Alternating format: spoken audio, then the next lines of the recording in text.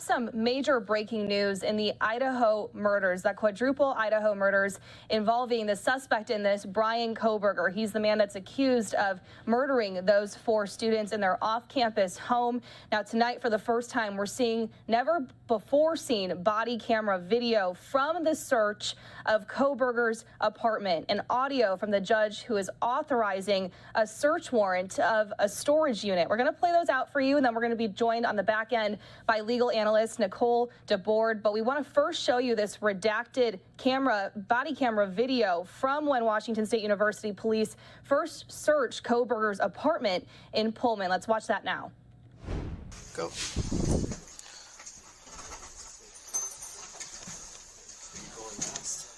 Yeah. Police department search warrant. Come to the door.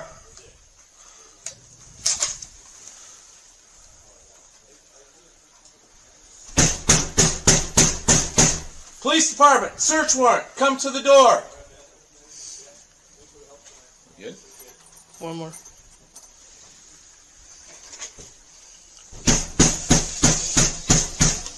Police department search warrant. Come to the door. Open the door and do an announcement.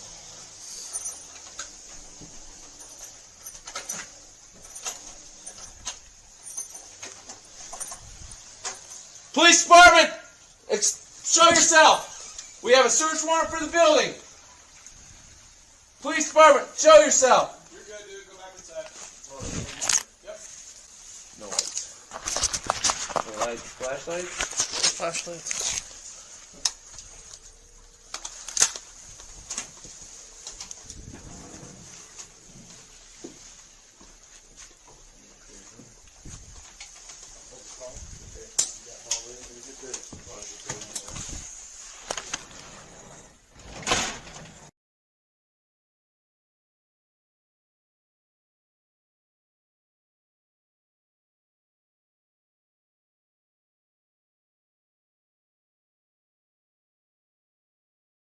Talbot, bedroom door is locked. He wants to boot it. Yeah.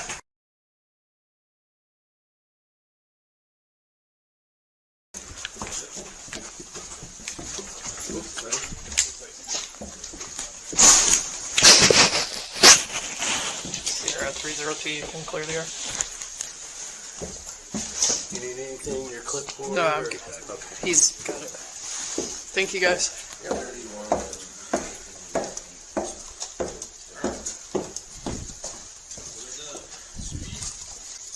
Alright, thanks, guys. Just the one locked door? Huh? Just the one locked door? Yeah. And we didn't boot it because the keys actually worked. What? Oh, sweet. Oh, even better. It's locked because there's only one on Later here. today, we're gonna... I'll talk later. Yeah. And I'm still. Thanks, guys. I'm still recording, unless you don't want me to. I'm just gonna read the warrant.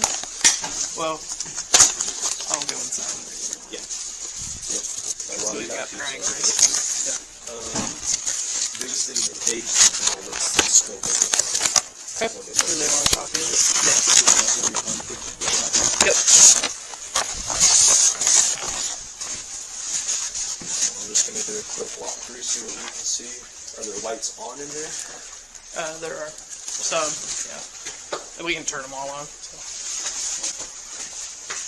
Do you want a copy of the warrant, just so you can read it? Thank you so much. Yep. Hands in pockets, walk around.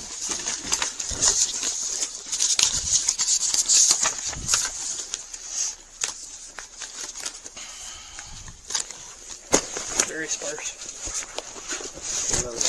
Fancy computer. Really? Yes. Oh, fuck. That I wasn't expecting. Mallory's gonna be all over that. Fancy. So he was told he could do a triage here, and then once he gets packaged, we can't do anything until we get a warrant in Idaho for it. Correct. So he can triage it while we're still here. Yeah.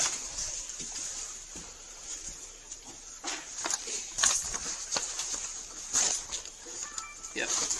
The technical specialist is authorized.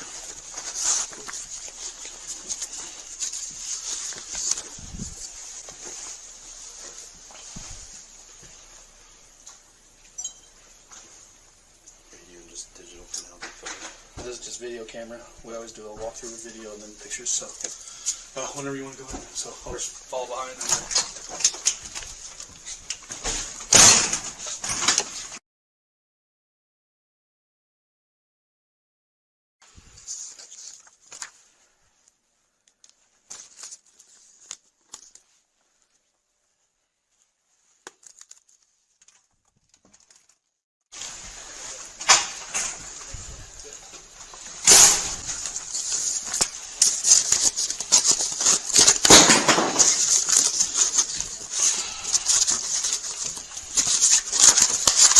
Holy crap, it's long here.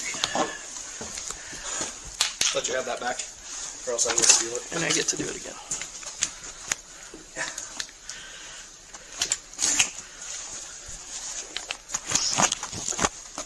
Appreciate your help.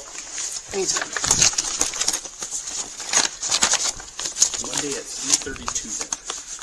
Okay. Sounds good.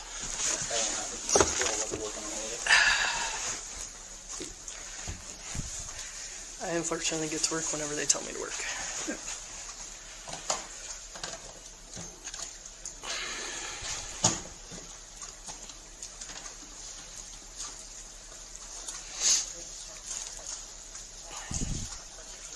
Too bad the weather couldn't cooperate a little bit more. Well, at least it's melting-ish. The drive up today was not fun. There may have been a lot of expletives said. Yeah.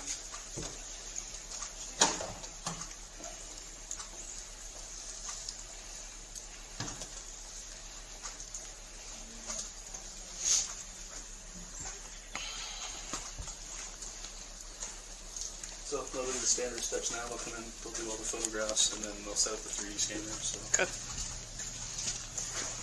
I don't want to do anything for it. I'm going to turn off my camera because University, please. Okay, so you could see there, that was the first time that we've gotten a look inside of Kohberger's apartment, or of this video of authorities going there with this search warrant. The first time we're seeing this video that we are just now getting from Washington State Police. Now, we do want to bring in legal analyst Nicole DeBoard, who has joined us many times before to talk about this case. Nicole, you were watching this video with us. What were your initial thoughts? Right now, all we're seeing is essentially the preparation for the execution of the warrant. The officers are obviously very mindful that they're constantly being recorded. They're making sure they have all their documents in order and that they are following the appropriate procedures. So far, I haven't seen anything that I think that the court will be concerned about in terms of upholding ultimately the execution of the warrant. But there's yet more to see. Yeah, now, Nicole, what we want to do out next here is play out that audio of WSU Police Assistant Chief Don Daniels and Whitman County Superior Judge Gary Leiby. Assistant Chief Daniels reads over the search warrant before the judge authorizes it. Let's play that out now in full, and then we'll hear your reaction. University Police Department, and this is Assistant Chief Don Daniels, and I do have a recorder going. All right. Let's just state for the record, it is now 4:09 p.m. on December 30, 2022. This is Whitman County Superior Court Judge Gary Leiby on the record. Would you please identify yourselves, and I'll place you under oath if whoever's going to testify about this. It's Assistant Chief Don Daniels with WSU Police Department. Okay, would you please state and spell your name for the record? It's Don, D-A-W-N, Daniels, D-A-N-I-E-L-S. And officer, would you please raise your right hand? Do you swear or affirm the following testimony will be true? Yes, I do. All right, please proceed. Okay. On 123022, while serving a search warrant, number SW12292022A for Steptoe Apartment G201, we found a padlock round in shape in the living room closet. Based on my training experience, I recognize the padlock to be the shape of locks typically used on storage units. The lock is round in shape, and the design limits the ability for somebody to cut the lock off. A key matching the lock was also found in the living room in the TV stand next to the keys, which appear to be for the Wilson Short office, which we also have a search warrant for. I had Officer Kirshner contact the apartment coordinator, who confirmed there are storage closets available to residents located in some of the buildings, or excuse me, they're located in the same buildings as the laundry areas. Sergeant Petlemny went to the area and confirmed there's a storage closet with the address G201 written in black marker on the wood door.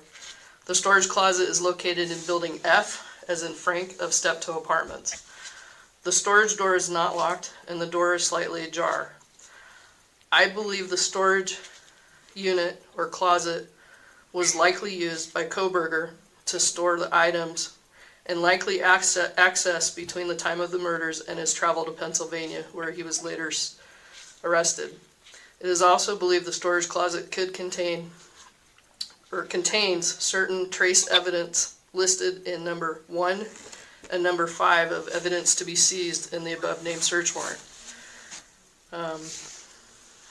I can read those to you.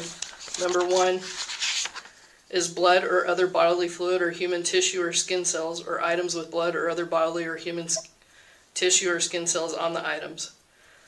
Number 5, trace evidence including DNA from blood or skin cells or other source footprints, fingerprints, hair, whether human or animal or dog. I asked the judge, do you find there to be probable cause to believe the items, do you find there's probable cause to believe these items may be found in the storage unit? And do you authorize the search of the unit?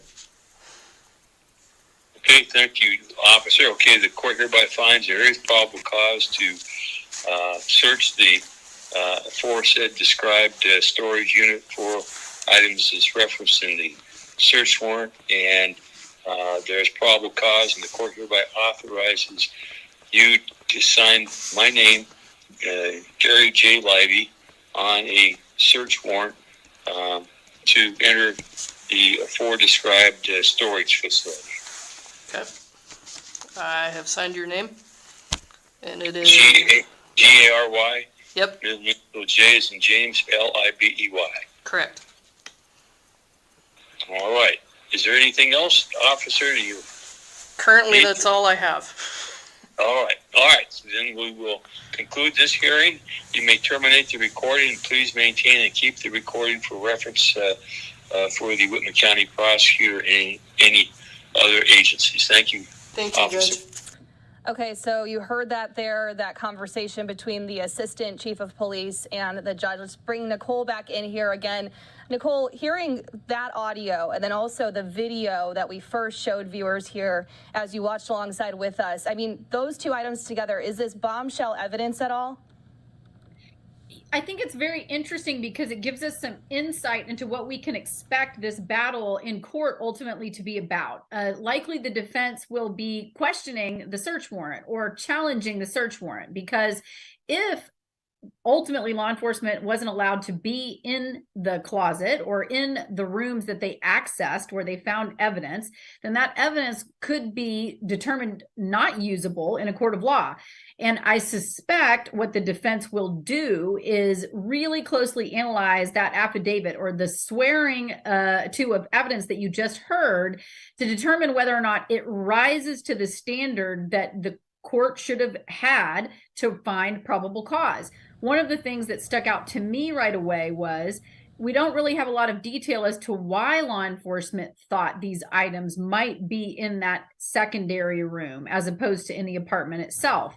So there may be a challenge that arises simply from that question being unanswered.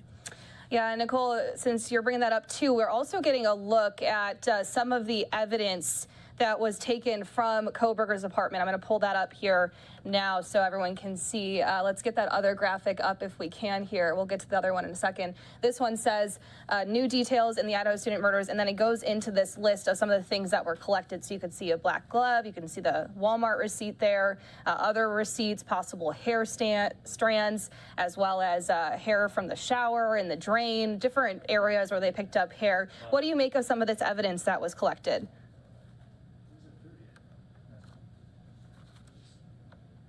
Test to see if they can link things that are found in Kohberger's apartment or in his storage unit back to the apartment or the home where the murders took place. And if they can, that is going to be a very tough hurdle for the defense to overcome. So, for example, you see this black glove. Does it have any biological material on it that might be attributable to the murder scene, for example? What could be in the dust container from the vacuum? There are marshal's receipts. What kinds of items were purchased at the store and are listed on those receipts, and when were those purchased? The list goes on and on. Each of these things has potential forensic or investigative value, and so the fact that the search warrant netted these items will mean that the search warrant is going to be closely scrutinized by the defense team. Yeah, we do want to pull up this other list now as well that shows what tested positive for blood. 4 things here. Reddish brown stain on an uncased pillow, brown irregular drip on mattress cover on bed, underside of rug under coffee table in living room, and a linear brownish red stain on the carpet in the living room under the rug. What exactly could this mean, Nicole? Well, ultimately, if they know that it is blood, the next step will be to determine whether or not it is human blood. And if it is human blood, is it possible to obtain a DNA sampling from that blood? And of course, the next question is, whose DNA does the blood contain? And if it contains DNA that can again be attributable to people who were inside the home where the murders took place, this is going to be a very difficult hurdle yet again for the Kohberger team. Yeah, so a lot of new information here as we continue to talk about this. Nicole, I do want to take a couple steps back here, though, because there's been a lot of recent news that has come out as of lately. Let's talk a little bit about this gag order. A coalition of 30 news organizations launched another effort this week to get a gag order lifted in the case. The coalition had asked the Idaho Supreme Court earlier this year to reject the gag order issued in the case against Kohberger. And then last week, the Idaho Supreme Court unanimously denied the request, saying that the news group should have first asked the lower court to have the order lifted. Can you explain all of this in simple terms for viewers to understand? Sure. What the highest court has said is not that we are thinking that you're wrong to the news coalition, right? They have heard the complaint, but what they're saying is that we're not the right place to be complaining to at this point. If you have a complaint, take it back to the court that made the original decision, give that judge the opportunity to correct their decision or to clarify their ruling about what the gag order means. And if you still don't like the answer, then you can come back to us and we'll determine whether or not that court did their job correctly. Okay, so then there's supposed to be another court hearing on May 25th, about a month before the preliminary hearing in June. Can you talk about what we can expect from each of those? I think that we're going to hear more of what we've been hearing. We're going to be hearing about different sort of loose ends being tied up, any evidence that needs to be produced that hasn't yet been produced, any settings for any future motions to suppress, for example. This is a date on which the court should be alerted to outstanding items that both sides want the court to address. Okay, and then another major topic of conversation, Nicole, that we've also talked about too, is a surviving roommate in this. One of the two has agreed to interview with Kohberger's defense. With it believed that she may have allegedly seen or heard things that could help the defense in this. Can you explain this? And is she legally obligated to meet with them? At this point, I don't think that she's legally obligated to meet with them. What could happen is that she could be forced by subpoena to actually come to court and testify. But instead, what it sounds like she's elected to do is let's skip that process of being dragged down to court sort of involuntarily when it's convenient for the court. Let's pick a time when it is convenient for all parties to meet with the defense team to find out whether or not you actually believe, after talking to me, that I have valuable information or exculpatory information, which is information that tends to assist the defense in some way. Okay. Yeah, that makes sense. So we do want to play out another video now. This is the last bit that we want to show people here. It's body camera footage of Bryan Kohberger getting pulled over by police. So this is a month prior to the murders happening at all. So let's play that portion out now. Hello, officer. I am Officer Loangus. Stops being audio and video recorded. I think you know why I stopped you. You ran the red light. what actually happened was I was stuck in the middle of the intersection. Yeah, So I was forced behind to you turn the whole left. time. Yeah. Yeah. So technically, you're not supposed to enter the intersection at all for that reason, because if the light turns red, then you're stuck in the intersection, and then you run the red light. So that's the reason I stopped you. Do you have your license on you? Yep.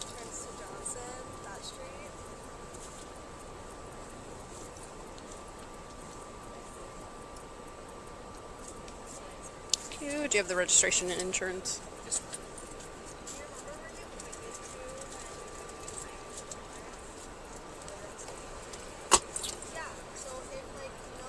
Let me just get this for you out.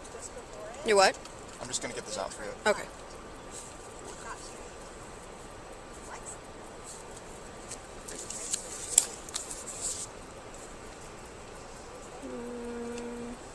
So would you explain that to me a little bit further? So in Pennsylvania, when you're stuck like in the intersection, you have to make the left.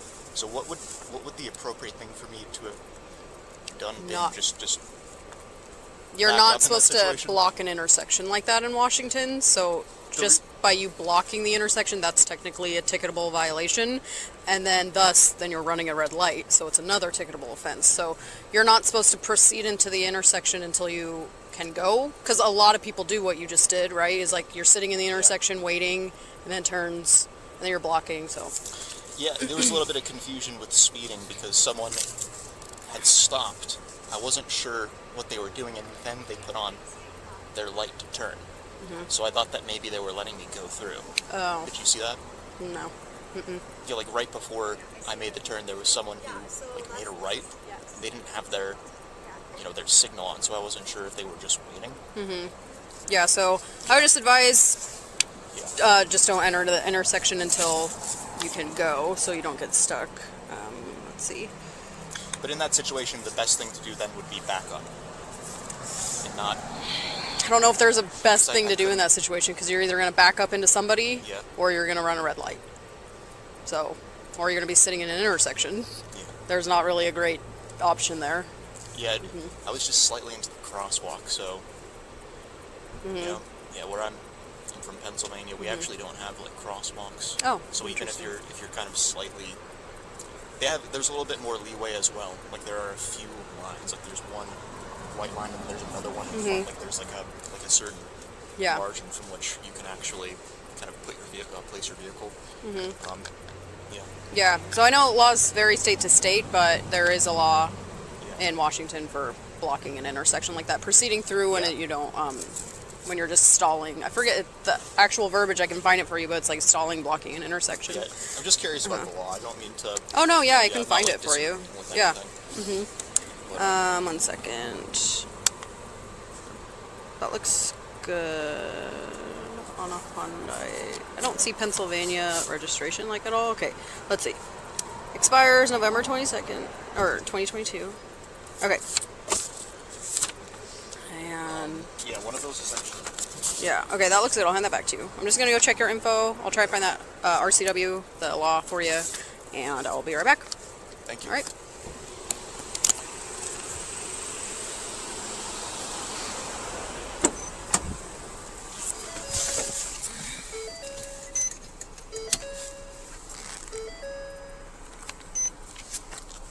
CR 331, code 4 driver. Go ahead. Last of Kohberger, King, Ocean, Henry, Boy, Edward, Robert, George, Edward, Robert. First of Bryan, Boy, Robert, Young, Adam, Nora. Middle C, Charles, date of birth 112194, Mount Washington.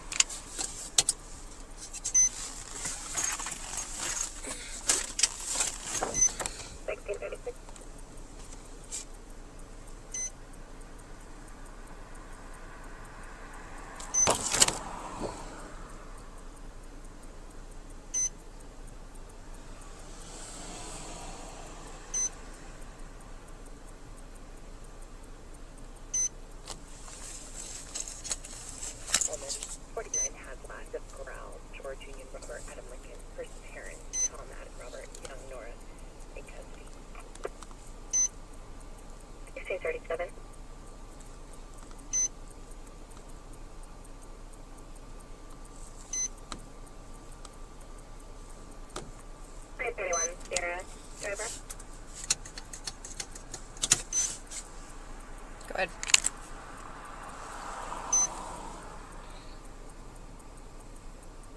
Genesis license through Washington 11/2027.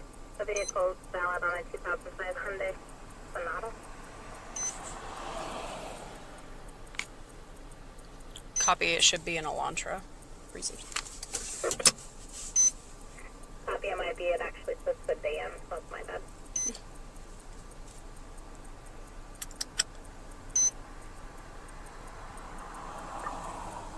Here at 334 stopping. 334. King 568889 through Idaho. Will be Stadium and Q parking lot. 1638.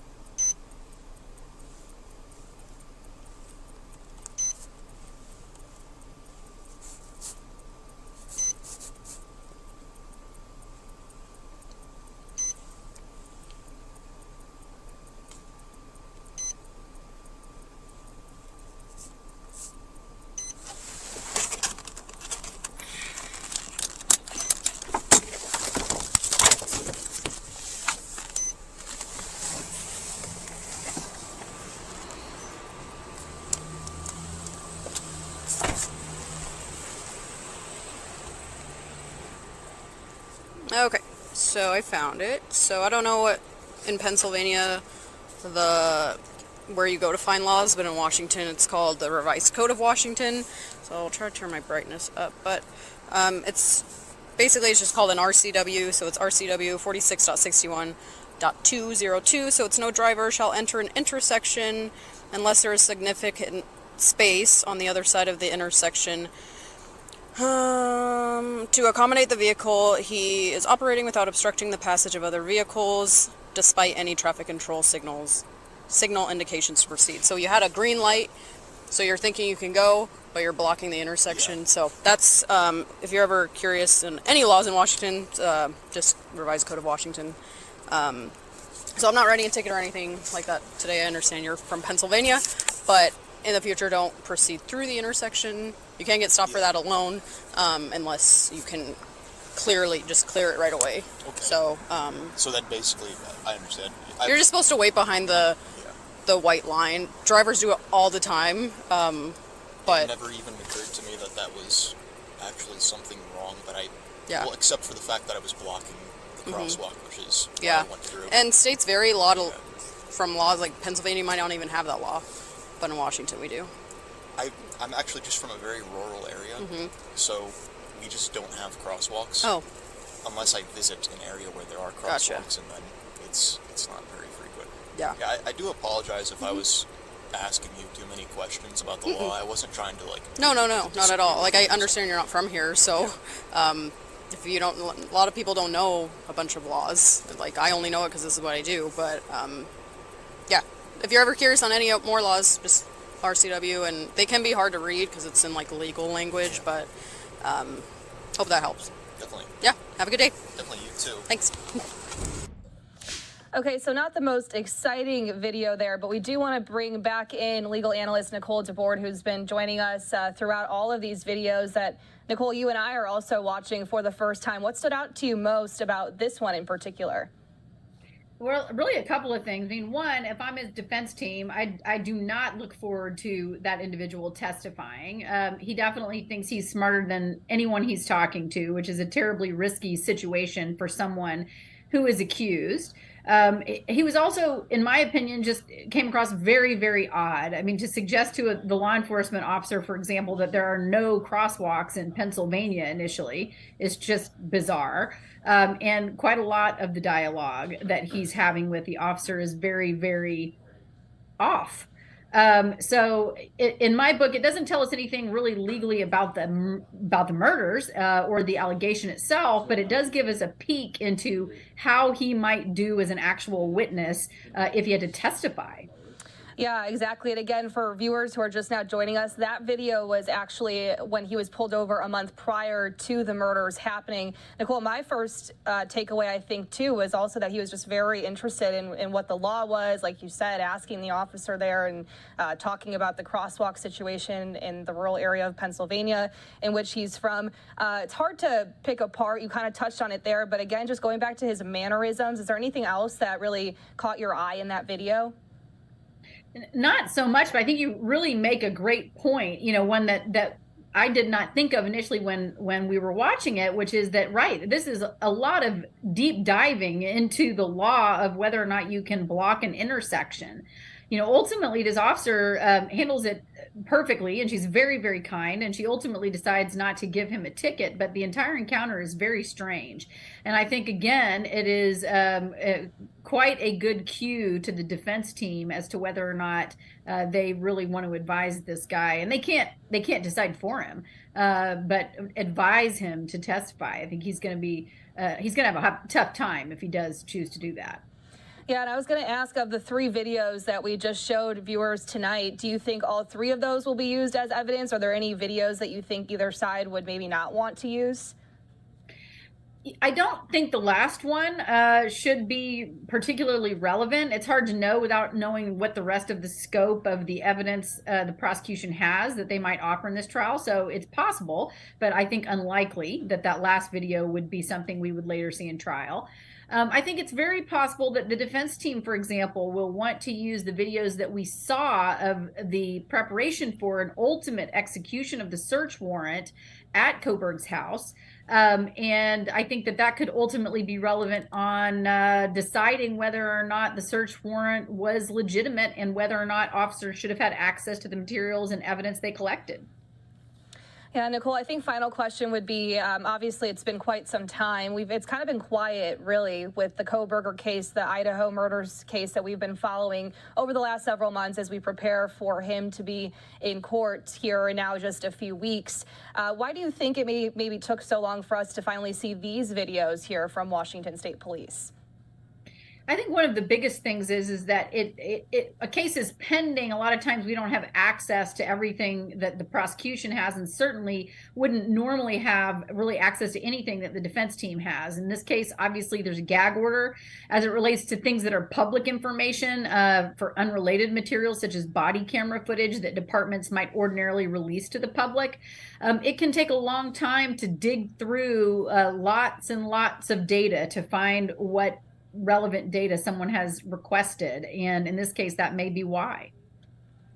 All right, well, thank you so much for helping us break all this down. There was a lot to unpack. Nicole DePord, legal analyst, always doing a fantastic job of really helping us understand exactly what's going on here. Nicole, I'm sure we're going to talk a lot more soon, but we really appreciate you sitting here and watching those videos through with us and viewers for the first time.